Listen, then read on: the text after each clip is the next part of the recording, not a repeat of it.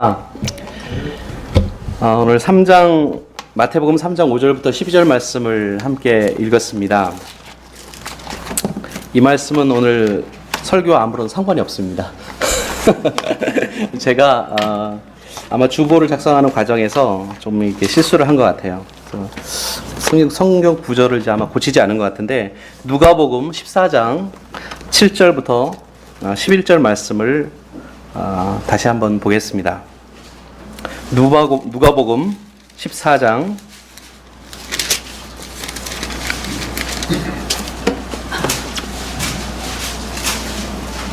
7절부터 11절 말씀입니다. 제가 봉독하겠습니다. 청함을 받은 사람들의 상좌 택함을 보시고 저희에게 비유로 말씀하여 가라사대, 내가 누구에게나 혼인잔치에 청함을 받았을 때에 상좌에 앉지 말라. 그렇지 않으면 너보다 더 높은 사람이 청함을 받은 경우에 너와 저를 청한 자가 와서 너더러 이 사람에게 자리를 내어주라 하리니, 그때에 내가 부끄러워 말석으로 가게 되리라. 청함을 받았을 때에 차라리 가서 말석에 앉으라. 그러면 너를 청한 자가 와서 너더러 벗이어 올라 앉으라 하리니, 그때에야 함께 앉은 모든 사람 앞에 영광이 있으리라. 무릇 자기를 높이는 자는 낮아지고 자기를 낮추는 자는 높아지리라. 아멘. 보통 중세 시대를 일컬어서 다크에이지라고 합니다. 암흑시대라고 하는 거죠. 사실 중세 시대, 특히 한 500년부터 시작해서 한 1000년 정도, 900년까지 정확하게 중세 시대는 정치적으로나 종교적으로 혼란기였습니다. 그렇기 때문에 아마 그 시대를 암흑기라고 불렀던 것 같습니다. 그러나 그 시대에도 우리가 본받을 만한 그런 신앙인들이 아주 없었던 것은 아니었습니다. 특히 수도원을 통해서 많은 신앙의 본을 보여준 그런 수도사들이 있었고요. 또 신앙인들이 있었는데, 특히 로렌즈 수도사라고 하는 분이 있었습니다. 그분은 많은 사람의 존경을 받던 그런 수도사 중에 한 분이었습니다. 어느 날 그 로렌즈 수도사가 수도원 중에서 가장 문제가 많고 가장 다툼이 많은 그런 수도원 원장으로 임명을 받아서 가게 됐습니다. 그 수도원에 도착해서 문을 열고 들어서는 순간 거기서 젊은 수도사들이죠. 수도사 몇 명이 이렇게 다가오더니, 당신은 이 수도원에 처음 왔으니까, 이제 초보자니까 와서 여기서 설거지하고 접시 닦는 일을 하십시오 라고 하더랍니다. 처음 부임한 수도사에게 그런 일을 시키는 그 모습을 보고서 이 노 수도사는 왜 그 수도원이 문제가 있는 수도원인가 하는 것을 어느 정도 감지할 수가 있었습니다. 아마 그 수도원은 처음 이렇게 부임한 수도사들에게 그런 일들, 이제 자질구레한 그런 일들을 이제 시키는 그런 전통이 있었던 것 같습니다. 그 노 수도사는 네, 그렇게 하겠습니까 하면서 묵묵히 식당으로 걸어 들어갔습니다. 그리고 한 달 동안, 2달 동안, 또 3달 동안 계속해서 접시만을 닦았습니다. 접시를 닦는 동안 여러 가지 수모도 있었고요. 멸시를 당하기도 했습니다. 또 구박도 당했습니다. 석 달이 지나서 이제 감독이 수도원을 정찰을 하러 왔습니다. 순시를 하러 왔는데, 젊은 수도사들이 다들 쩔쩔매는 것이었습니다. 그런데 그 수도원에 원장이 없는 것을 그 감독이 이제 발견하고서는 도대체 이 수도원에 원장이 어디 갔습니까? 라고 찾았습니다. 그랬더니 그 젊은 수도사들이, 저희 수도원에는 아직 원장이 부임하지 않았습니다. 없습니다. 라고 하는 이야기를 듣고 감독이 깜짝 놀랐습니다. 아니, 그게 무슨 소리입니까? 제가 석 달 전에 이 수도원의 원장으로 로렌즈 수사를 보냈는데 그분이 없습니까? 라고 하니까 그 즉시로 그 이야기를 들은 젊은 수사들이 깜짝 아연실색하는 것이었습니다. 그리고 그 즉시로 식당으로 막 달려가서 그 노 수사에게 용서를 빌면서 무릎을 꿇고 눈물을 흘렸다고 하는 그런 이야기가 있습니다. 그 후로부터는 그 수도원이 모범적인 그런 수도원이 됐다고 하는 그런 이야기가 전해져 내려오고 있습니다. 제가 지난주에 우연히 버스에서 음악을 들었는데 그런 노래가 있더라고요. 저도 그런 노래 처음 들어봤는데 조영남 씨가 부른 겸손은 어려워? 뭐죠? 겸손은 힘들어. 뭐 그런 노래가 있는 거를 제가 들었어요. 처음 들었거든요. 그래서 그 이야기를 하면서 뭐 잘난 사람, 못난 사람 뭐 다 있지만 그런 어떤 세상 세태를 이야기하면서 참 겸손하면서 살기가 참 어려운 세계 속에 우리가 살고 있다라고 하는 것을 이야기를 하는 그런 내용인데요. 자기 잘난 맛에 산다고 하는 그런 이야기도 있죠. 그런 것처럼 은근히 우리도 이야기를 하다 보면은 내 단점은 빼놓고 장점만 이렇게 되도록이면 이야기를 하려고 하고, 그리고 좀 자랑할 만한 것을 이야기하려고 하는 그런 속성이 누구에게나 있습니다. 그리고 어떤 분들은 정말 듣기에 거북할 정도로 자기 뭐 자식 자랑, 재산 자랑, 뭐 자기가 어떤 명예 자랑, 뭐 이런 것들을 하시는 분들도 있는데, 물론 오늘날 사람들이 오늘날 시대를 자기 피할 시대라고 합니다. 그러나 문제는 자기를 뭐 피하라는 것은 좋은데 남을 깔아 뭉개고 또 남을 비판하고 또 비난하는 그런 습관을 가진 것이 문제죠. 교인들도 마찬가지입니다. 교회도 어떤 분들은 자기 교회, 자기 교파가 최고다라고 하면서 자기 교회 자랑만 하고 또 자기 목사님 자랑하고 하는 분들이 있습니다. 그리고 다른 교회는 무시하는 그런 태도를 보이는 분들도 있곤 합니다. 흔히 우리가 이야기를 할 때 나와 다른 사람은 틀린 사람이다 라고 생각하는 경우가 있습니다. 여러분 한번 생각해 보세요. 다른 것이 틀린 것입니까? 그런데 흔히 나와 다르면, 우리와 다르면 틀린 것이다 라고 하는 생각은 너무 자기중심적인 그런 생각이 아닌가 싶습니다. 교만이라고 하는 단어를 살펴보면요, 자만심이라고 하는 용어와 아주 유사하죠. 그러나 자부심은 조금 다른 말입니다. 자부심이라고 하는 것은 사람이 살아가는 데 있어서 반드시 필요한 것입니다. 자부심은 종종 사탄이 우리를 향해서 쳐놓은 죄의 덫을 피할 수 있도록 우리를 돕기 때문입니다. 우리 나라에 대한 어떤 자긍심, 우리 가족에 대한 자긍심, 또 나 자신에 대한 자긍심, 이런 자긍심이 있어야지 남을 도울 수도 있고 또 남을 사랑할 수도 있습니다. 자기를 사랑할 수 없는 사람은 남을 사랑할 수 없는 것처럼 자기에 대한 자긍심, 자부심이 없는 사람은 남을 도울 수도 없습니다. 그러나 자긍심과 자만심은 근본적으로 다른 뿌리를 가지고 있습니다. 자부심은 자기가 가지고 있는 것을 하나님의 선물로 알고, 그리고 하나님의 영광을 위해서 사용하고 선한 목적을 위해서 사용할 수 있도록 합니다. 그러나 자부심은 자신의 명예를 위해서 좋은 동기를 가지고 가치 있는 삶을 살아갈 수 있도록 우리의 마음을 고무시켜 준다는 것입니다. 그러나 그와 정반대인 교만은 자주 자기중심적이고 다른 사람들을 비판하고 인내하지 못하고 하나님께 마땅히 돌려야 될 영광을 자신이 빼앗는 그런 모습으로 나타납니다. 때로는 마음속과는 달리 다른 사람들 앞에서 거짓으로 겸손한 모습을 보여주기도 합니다. 교만을 통해서, 또 교만 때문에, 또 자만심 때문에 가족 간에 서로 다툼이 생기고,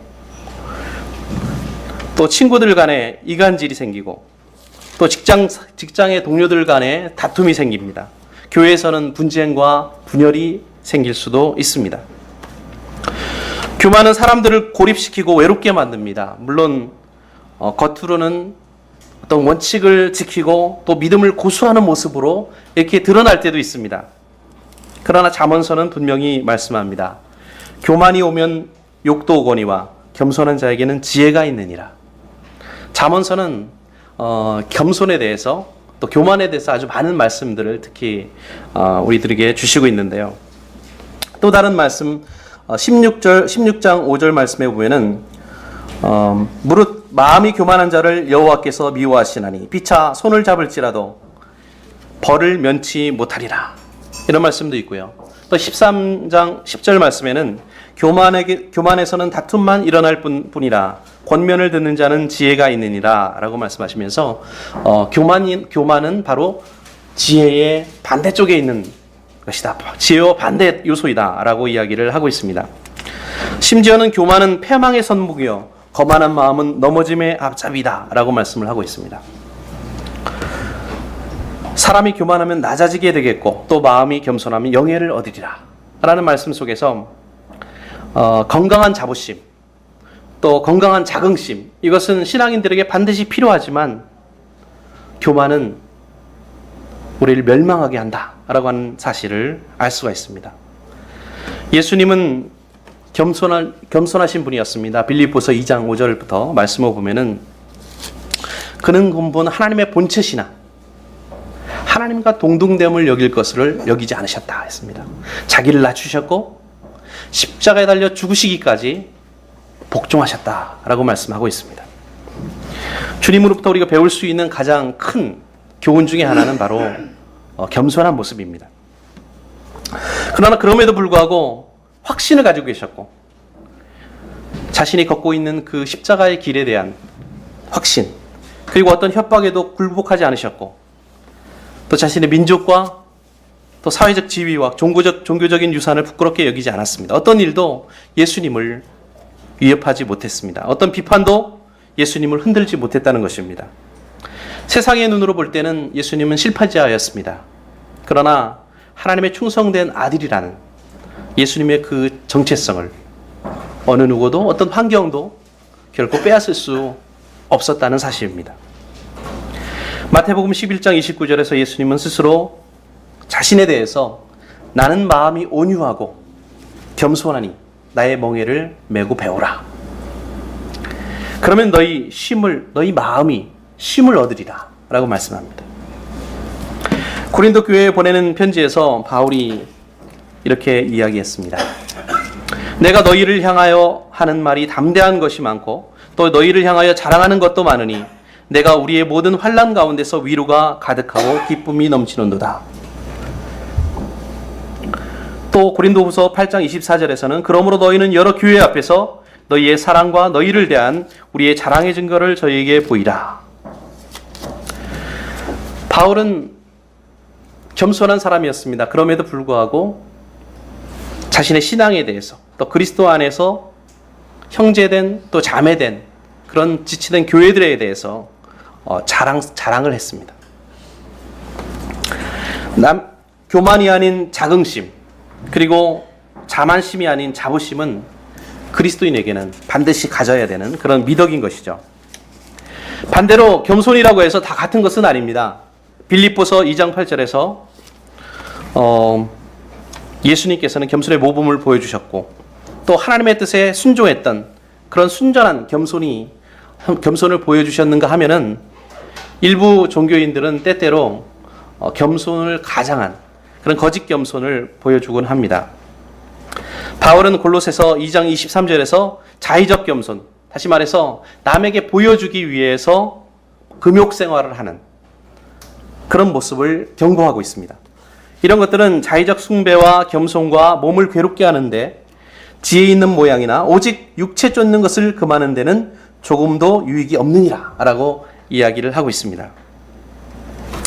이렇게 교만과 자만심과 자부심, 또 자긍심 이런 것들이 어떻게 다른지를 잠깐 살펴봤습니다.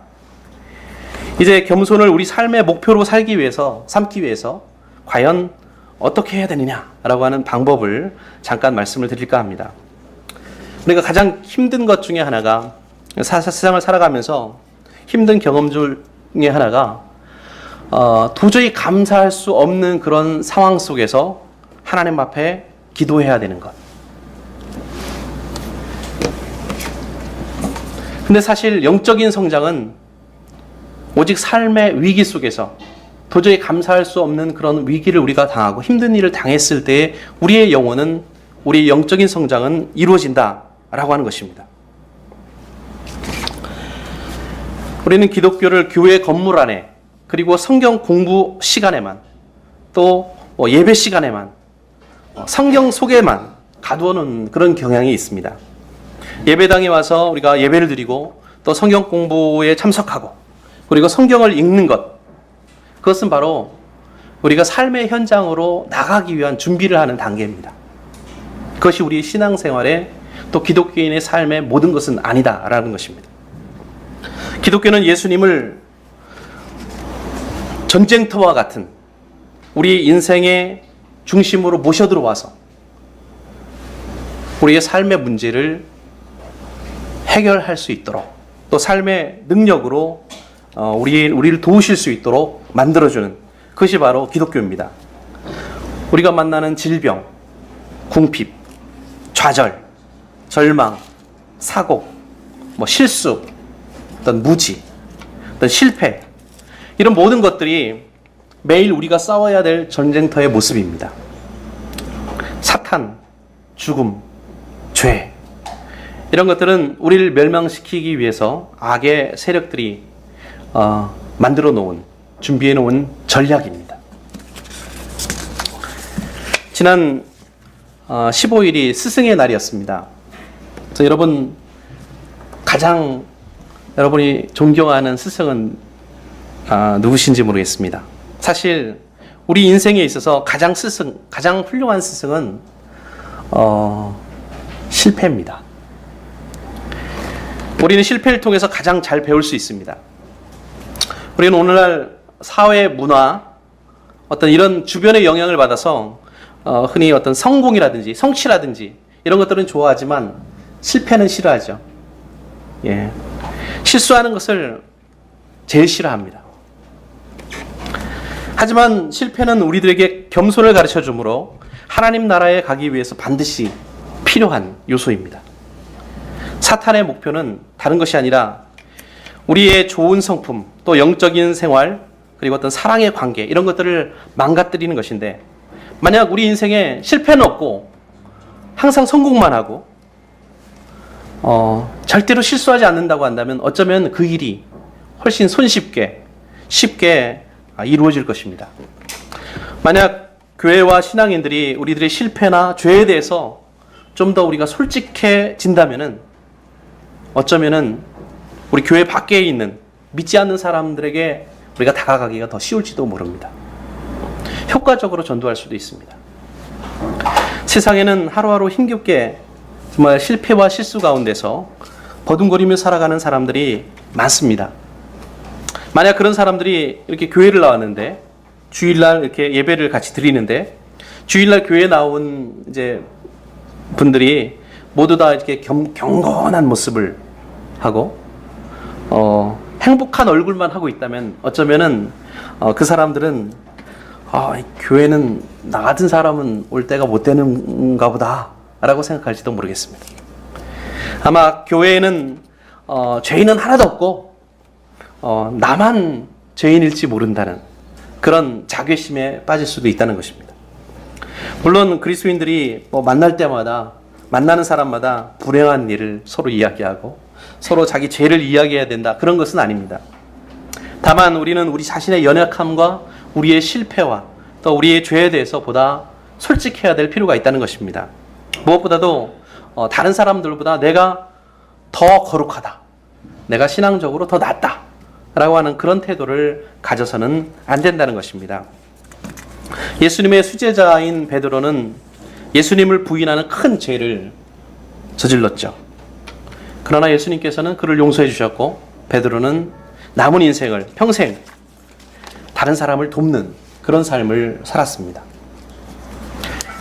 특별히 다른 죄인들을 돕는 삶을 살았습니다. 우리 역시 베드로와 같은 삶을 살아야만 합니다. 우리의 죄를 용서해 주신 그리스도의 은혜에 감사하는 마음으로 우리의 나머지 인생을 나와 같은 모습이었 죄인들, 죄에 빠진 사람들을 돕는 그런 인생을 살아야 된다라고 하는 것입니다. 그래서 실패는 우리가 서로에게 겸손하고 또 정직할 수 있도록 도와준다라고 하는 사실입니다. 그러므로 승리의 순간에 우리는 덕을 베풀고 오히려 다른 사람들이 실패할 때는 우리가 더 큰 관용을 베풀어 주어야 한다는 것입니다. 미국에서 제가 이제 들은 이야기인데, 어떤 전도자님이 어떤 교회에 초대를 받았습니다. 상담을 좀 해달라고 초대를 받았는데, 그 교회에 이제 장로님이 4분 계시는데, 그 4분의 장로님이 그 전도자님을 이제 초청을 했습니다. 그 교회는 큰 어떤 문제가 있었습니다. 특별히 그 교회를 이끌어 나가는 아마 그 교회 이제 중직을 맡고 있는 한 분이 어떤 윤리적인 어떤 잘못을 저지른 거예요. 죄를 저지른 거예요. 그래서 교회가 좀 거의 막 흔들리고 막 어려움을 겪고 있었는데, 그 전도자님이 각 장로님들에게 이제 조그만 이제 서재에서 그 같이 만나서 이야기를 들었습니다. 이 교회에서 그럼 해결해야 될 가장 큰 문제가, 시급한 문제가 무엇이라고 생각하십니까? 라고 하면서 장로님들에게 물었다고 합니다. 그때 한 장로님은 그렇게 이야기를 했습니다. 이 지역에서 우리가 더 이상, 우리가 정말 그 교회 오랫동안 좋은 모습만 보여왔는데, 우리 교회의 명예를 이제는 더 이상 지킬 수가 없게 됐습니다. 라고 하면서 좀 슬픈 표정을 지었습니다. 그리고 한 장로님은 그렇게 이야기를 했습니다.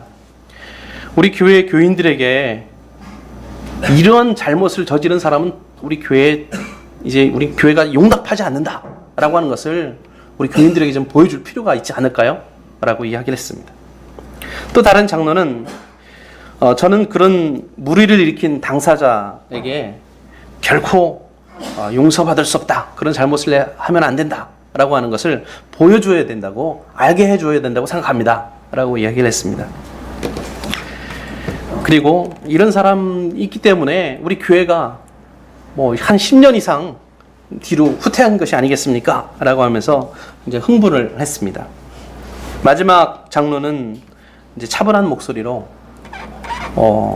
갑자기 눈물을 흘리기 시작했습니다. 그리고 이야기를 했습니다.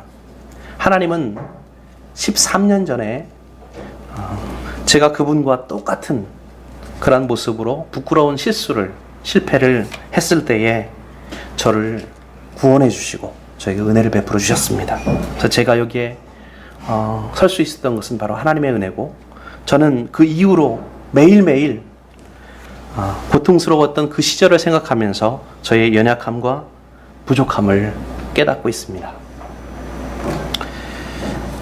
그 전도자님은 마지막으로 이제 이야기를 한 그 장로님에게 그 실수를 한 그 형제에게 찾아가서 권면을 해줄 것을 부탁을 하면서 갈라디아서 6장 1절 말씀을 장로님들에게 다 읽어주었습니다. 형제들아, 사람이 만일 무슨 범죄한 일이 드러나거든 신령한 너희는 온유한 심령으로 그러한 자를 바로잡고 내 자신을 돌아보아 너도 시험을 받을까 두려워하라. 우리가 우리된 모습, 나의 나된 것, 그것은 전적으로 하나님의 은혜로 되어진 것입니다. 세상에서 어떤 재능이 있든지, 우리가 어떤 능력이 있든지, 어떤 지위가 있든지, 어떤 성공과 어떤 승리를 거두었든지, 누구든지 그것을 하나님 앞에서 자랑할 수는 없습니다. 비록 우리가 다른 사람들보다 어떤 면에서 더 나을 수는 있습니다. 그러나 하나님의 완벽하심에 비교할 때 그건 아직도 멀었다고 말할 수 있습니다. 성경은 유대인이나 이방인이나 남자나 여자나 간수나 아니면 죄수나 모든 사람들이 다 하나님의 은혜 아래에 있다라고 말씀합니다. 로마서 3장 22절에는 곧 예수 그리스도로 믿음으로 말미암아서 모든 믿는 자에게 미치는 하나님의 의인이 차별이 없느니라. 하나님의 의는 차별이 없습니다. 모든 사람이 죄를 범하였음에 하나님의 영광에 이르지 못하더니 그리스도 예수 안에 있는 구속으로 말미암아 하나님의 은혜로 값없이 의롭다 하심을 얻은 자 되었느니라. 우리는 모두 죄인이고 하나님 아래 똑같은 사람이다라는 것입니다. 우리는 스스로 어떤 위치도 나의 어떤 지위도 주장할 수가 없습니다. 모든 것이 하나님께서 예수 그리스도를 통해서 우리에게 주신 선물이기 때문입니다. 지금 남한과 북한은 휴전 중입니다. 그러나 저와 여러분은 전쟁 중입니다. 우리가 전쟁을 일으킨 적도 없고 또 전쟁을 하고 싶지도 않지만 어쨌든 간에 우리의 현실은, 삶의 현실은 전쟁터입니다. 사방에서 총알이 쏟아져 나오고 부상을 당한 채로 우리는 적군이 점차 우리를 향해서 조여들어가는 그런 모습을 봅니다. 그리스도께서는 먼저 떠나셨습니다. 주님께서는 우리에게 고된 시련을 모두 통과하기까지, 그 전쟁을 통과하기까지 결코 주님을 붙들고 계속 주님을 붙들고 동행하면 결국 승리는 우리의 것이다 라고 보증하셨습니다. 전쟁터에서 우리가 할 일은 그저 우리가 맡은 진지를 지키는 것입니다. 우리의 임무를 다 하는 것입니다. 그러므로 우리가 당하는 고통으로 인해서, 고난으로 인해서 칭찬을 받거나 상을 당장 받지 못해도 결코 포기를 해서는 안 됩니다. 누가 훈장을 달아주지 않아도 포기해서는 안 됩니다. 그냥 오늘 해야 될 일을 해야만 합니다. 대장 되신 주님과 함께 우리의 구원을 지켜내야 된다는 말씀입니다. 보상과 상급은 나중 일이죠. 오늘 제일 먼저 읽으신 예수님의 비유 말씀 속에서 예수님은 세상 사는 법을 말씀하신 것이 아닙니다. 낮은 자리, 또 낮은 자가 높아지리라. 스스로를 높다고 생각하면 낮아지리라 라고 하는 그 말씀은 하나님의 백성으로 우리가 이 세상에서 살아가는 그런 원리를 설명하고 있습니다. 예수님은 인정을 받고 명예를 얻고 싶은 우리의 인간적인 성향에 대해서 겸손하라 이렇게 말씀하십니다. 겸손은 무엇입니까? 우리의 결점과 우리의 연약함, 우리의 부족함을 기억하는 것입니다. 겸손은 오직 예수 그리스도만을 의지하고 의뢰하는 것입니다. 찬송가 147장 2절 말씀에는 겸손에 대한 그런 내용이 들어있는데요. 죽으신 구주 밖에는 자랑을 말게 하소서. 보혈의 공로 입어서 교만한 마음을 버리네. 우리 예수님 안에서만 참 만족을 얻을 수 있고 또 그분 안에서만 자랑해야 된다는 것입니다. 겸손한 태도로 주님을 의지하고 살아갈 때 예수님께서는 영광된 부활의 순간에 우리를 불러서 잔치자리에 함께 그 옆에 앉혀주실 것입니다. 그러므로 비록 지금 나를 좀 알아주지 않는다고 할지라도 걱정할 필요가 없습니다. 걱정하지 마십시오. 우리가 아는 주님의 교회를 위한, 하나님을 위한 수고와 노력, 그리고 우리가 겪고 있는 그런 삶의 질고를 비록 누군가 알아주지 않는다고 할지라도 실망하지 마시기를 바랍니다. 그리스도 앞에서 우리가 스스로 겸비하고 겸손한 모습으로 주님을 기다릴 때 주님께서 결국 우리를 영화롭게 해주실 것이고 그날에 하나님 아버지 앞에서 우리의 이름을 인정해 주실 것입니다. 오늘 이런 겸손한 모습으로 낮은 자리에 처할 때에 하나님께서 우리 삶 속에 크신 은총과 은혜를 더불어 내려주시기를 예수님의 이름으로 축원을 드립니다.